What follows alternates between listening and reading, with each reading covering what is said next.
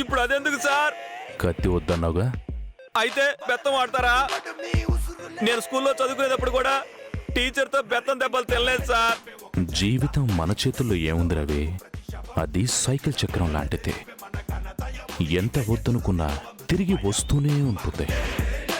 అందుకే ఏ వయసులో అనుభవించాల్సింది ఆ వయసులోనే అనుభవించాలి. తప్పించుకుంటే అది తిరిగి మళ్ళీ మన దగ్గరికి వస్తుంది. అంటే మీ ఉద్దేశం? ఇప్పుడు అసలు ఆఫీసులో నీ పని ఉంటమ్మా ఓంటి మరి అంత వెటకారం ఎందుకులేండి సార్? అయ్యో వద్దు సార్, వద్దు సార్. అబా అబా అబా అయ్యో అబా వద్దు సార్. అంత వెటకారం ఏంట్రా చెప్పు. Sir PN sir. అబా ఎందుకు కొట్టారు సార్? పిఏవి కాదురా బెదవా, ప్యూన్వి. మీరే కదా సార్ పిఏ అన్నారు. ఓంటమ్మా ఓన్ చెప్పానమ్మా, పిఏ అని చెప్పానా? పిఏ నుండి ప్యూన్ దాకా అన్ని పనులు చూసుకోమని చెప్పాను. వాచ్మెన్లా కాపలా కాయమన్నాను. కానీ నువ్వేం చేస్తున్నావమ్మా? ఎక్సర్సైజ్ లేకుండా తొబ్బు తిని ఒళ్ళు పెంచి బుర్ర తగ్గించి ఆ బాడీకి ఒక ప్యాంటు షర్టు తగిలించి అది సరిపోదన్నట్లు దానికి టకప్ చేసి కేవలం పిఏ పని మాత్రమే చేస్తున్నా.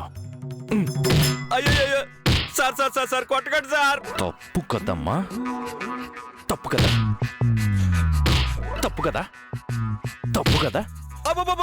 ఇప్పుడు చెప్పు, నువ్వు పిఏవా ప్యూనువా? Peon sir. ఆపండి సార్, మళ్ళీ ఎందుకు కొడుతున్నారు? మీరేగా ప్యూన్ అన్నారు కదా. వాచ్మెన్ ఉద్యోగం ఎవరు చేస్తారా? అయ్యో మళ్ళీ ఎందుకు కొట్టారు సార్? నిన్ను నమ్మి అన్ని బాధ్యతలు నీకు అప్పగించి నా రూంలోకి ఎవరో రారని నాకు నేనుగా కనబడితే తప్ప స్టాఫ్ ఎవరు నన్ను చూడరని నేను ధైర్యంగా ఉంటే శృతి నా రూములోకి వచ్చి నా చెయ్యిరెదురుగా వీడియో రికార్డర్ ఆన్ చేసి మొబైల్ పెడితే ఆ విషయాన్ని కనిపెట్టకుండా ఏం చేస్తున్నావురా? ఏం చేస్తున్నావు? ఏం చేస్తున్నావురా? శృతి అలా చేస్తుందని నేను అనుకోలేదు సార్. అనుకోవాలి. ప్రతిదీ జాగ్రత్తగా గమనించడమే నీ బాధ్యత. ఇప్పటికి శృతి 2-3 సార్లు నన్ను చూసింది.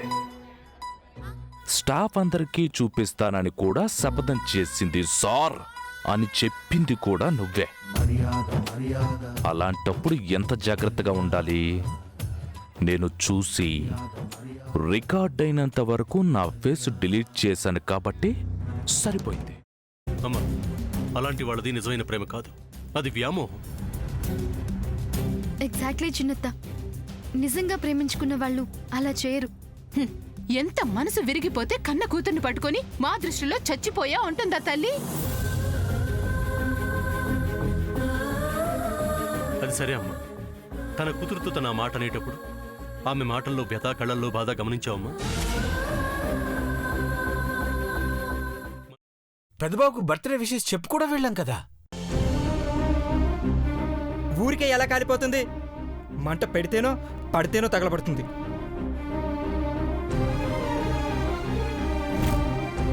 కరెక్ట్ చిన్నబాబు, నీకొచ్చినట్టే నాకు డౌట్ వచ్చింది.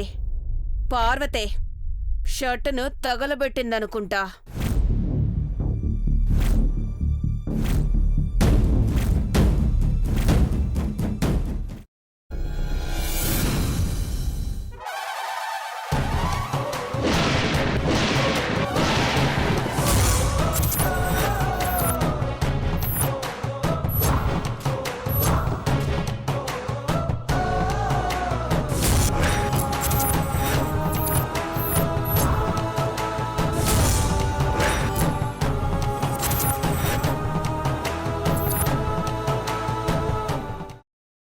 తర్వాత పొట్టు తీసేసి చాప్ చేసి పక్కన పెట్టుకోవాలి.